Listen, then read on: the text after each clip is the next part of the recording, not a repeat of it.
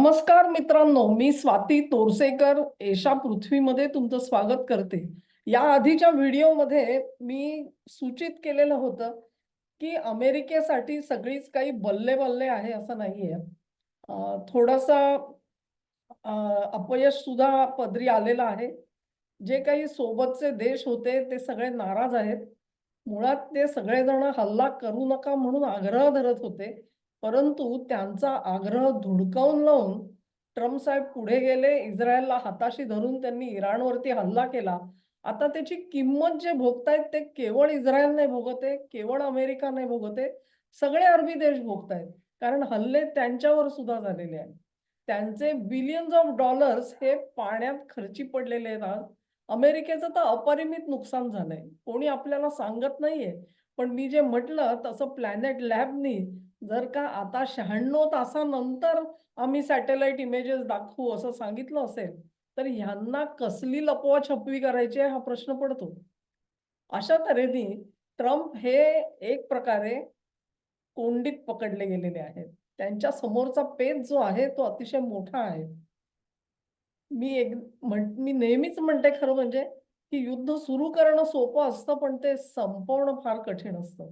आणि म्हणून युद्धाची सुरुवात करण्यापूर्वी आपल्याला काय एंड पॉइंट पाहिजे, हे कुठे संपवायचंय त्याचा निर्णय अगोदर घ्यावा लागतो. आणि मग जो काही 2 दिवस, 3 दिवस तुम्ही जे काही आयोजन करत असाल, त्याच्यामध्ये शत्रूचं आपल्याला काय नुकसान करायचंय, ते शक्य आहे का आणि ते कसं करायचं, ह्याचं प्लॅनिंग करायला पाहिजे. जे भारताने करून दाखवलं. अमेरिकेला ना ते युक्रेनमध्ये जमलं, ना ते मध्य पूर्वेत जमतंय, असं एकंदरीत दिसतंय.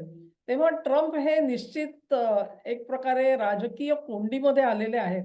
त्यांची ही कोंडी बघितली तर 1 दिवसापूर्वीच त्यांना म्हणजे त्यांनी पाचारण केलं होतं. पाचारण केल्याशिवाय कोणी असं जात नाही म्हणा.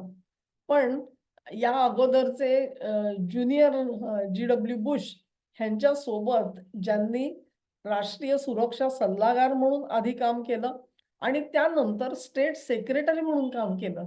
त्या कोंडोलिझा राईस ह्या आता ट्रम्पच्या भेटीसाठी व्हाईट हाऊसमध्ये गेलेल्या दिसल्या आणि बैठक संपल्यानंतर ट्रम्प त्यांच्या सकट एका वेगळ्या दालनामध्ये जाताना दिसले. तो व्हिडिओ कदाचित तुम्हाला बघायला सुद्धा मिळेल.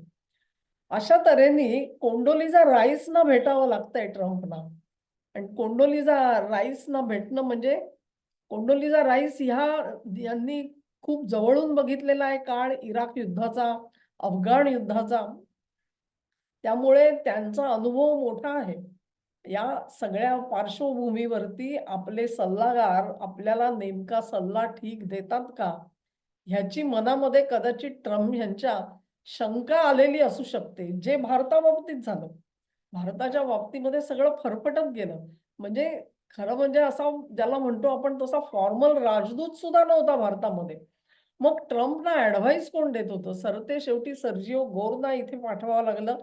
ज्या सर्जिओ गोरना असं म्हणतात, की ते थेट राष्ट्रपतींशी बोलू शकतात. त्यांना कुठल्याही हायरार्कीमधून जाण्याची कारण राजदूत असतो, तो पहिल्यांदा जो कोणी त्यांचा रिजनल प्रमुख असेल म्हणजे साऊथ ईस्ट एशियाचा कोणी प्रमुख तिथे बेंचवरती बसलेला असेल, आधी त्याच्याशी बोलणं होतं.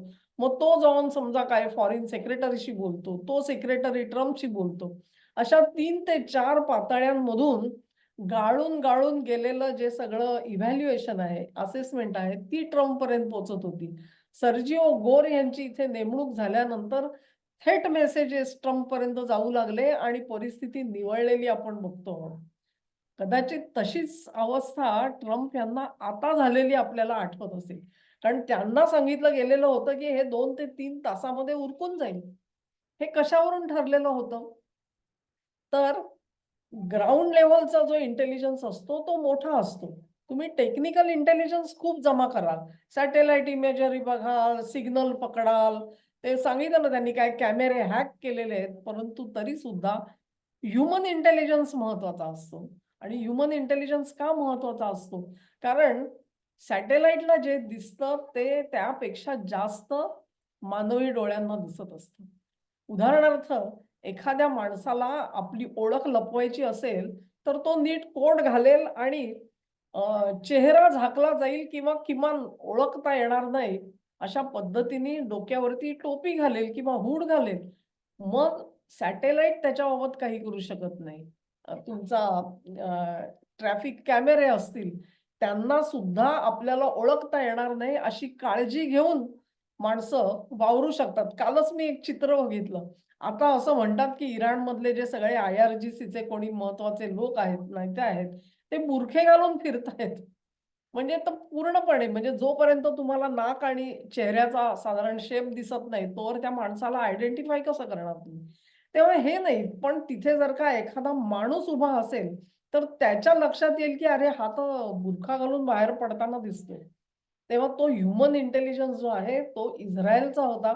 तो अमेरिकेकडे नव्हता आणि आपण जे काही आपल्यापर्यंत असेसमेंट पोहोचली, त्याच्यामध्ये कुठेतरी गॅप्स आहेत. हे कदाचित ट्रम्प यांच्या लक्षात आल्यामुळे त्यांनी कोंडोलिझा राईसना आपल्या भेटीसाठी बोलवून घेतलं असेल.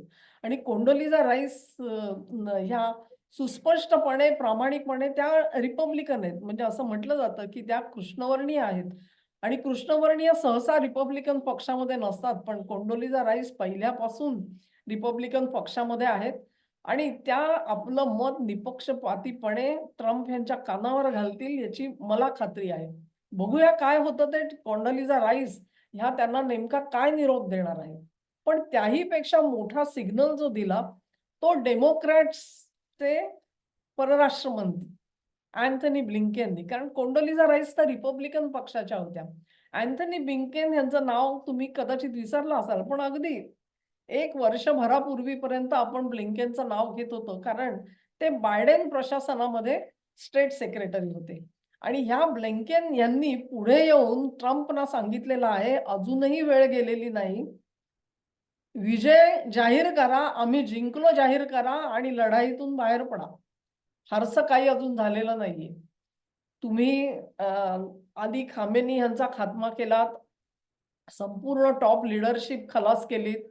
इराणचं अपरिमित नुकसान झालं. त्यांची जी काही एस्टॅब्लिशमेंट्स होती, ती एस्टॅब्लिशमेंट्स नष्ट करून त्यांचा जो काही तुमचा आक्षेप असलेला अणु कार्यक्रम होता, त्याला तुम्ही भरपूर मोठी इजा पोहोचवलेली आहे. ते सगळं भरून काढण्यासाठी काही वर्ष जावी लागतील आता इराणसाठी आणि हाही एक विजय असतो. तेव्हा ह्याला विजय म्हणा आणि लढाईतून बाहेर पडा, असा सल्ला अँथनी ब्लिंकेन ह्यांनी ट्रम्पला दिलेला आहे. हा सल्ला जो आहे तो केवळ अँथनी ब्लिंकेन यांचा आहे असं नाही. डेमोक्रॅट पक्षाचं म्हणणं काय हे त्यांनी सुस्पष्टपणे मांडलेलं नाहीये अजूनपर्यंत. पण ब्लिंकेन यांच्या असेसमेंटपेक्षा डेमोक्रॅट्सचं म्हणणं जे आहे ते फारसं वेगळं नसणार आहे. एक लक्षात ठेवा, ही जी लढाई सुरू केली ट्रम्प यांनी, त्याला अमेरिकन काँग्रेसची मंजुरी नव्हती. त्यांच्या कायद्याप्रमाणे अशा लढाईसाठी काँग्रेसची मंजुरी लागते.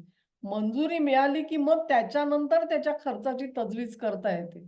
हे सगळं करायच्या आधीच ट्रम्पनी ही काय एक छोटीशी लढाई असेल असं धरून खर्च करायला सुरुवात तर केलेली आहे. आज अँथनी ब्लिंकेन तुम्हाला त्यातून सुटण्याचा मार्ग सांगतायत. कारण तो जर का ऐकला नाही आणि जर का डेमोक्रॅट सुद्धा वेडे नाहीयेत. या प्रश्नावरती ते ट्रम्पना इम्पीच करणार नाहीत. लक्षात घ्या. कारण सरतेशेवटी तुमचा राष्ट्राध्यक्ष जेव्हा एखाद्या परदेशाशी लढत असतो, त्या मुद्द्यावरती त्याला क्रॉस करायचा नसतो.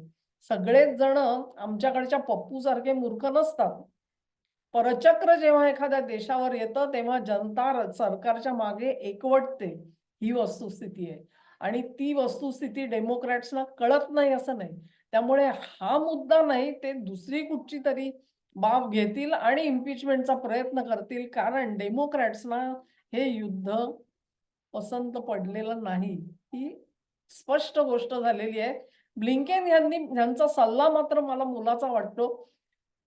ट्रम्प तो कदाचित मानतील, कदाचित मानणार नाहीत, कदाचित थोड्या काळानंतर मानतील, की लगेचच अगदी ब्लिंकेन बोलले आणि आपण तसंच केलं.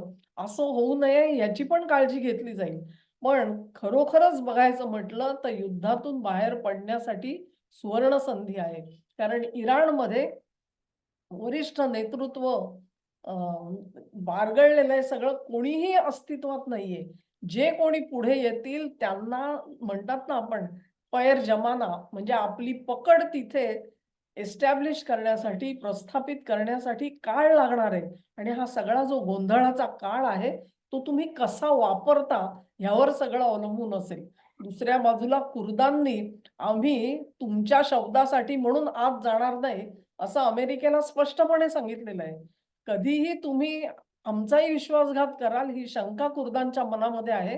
ही सुद्धा एक राजकीय परिस्थिती बघितली तर सगळं चित्र हे फारसं चांगलं नाही अमेरिकेसाठी. ते इराणसाठीही चांगलं नाहीये. असं काही नाहीये की केवळ अमेरिकेचं आहे.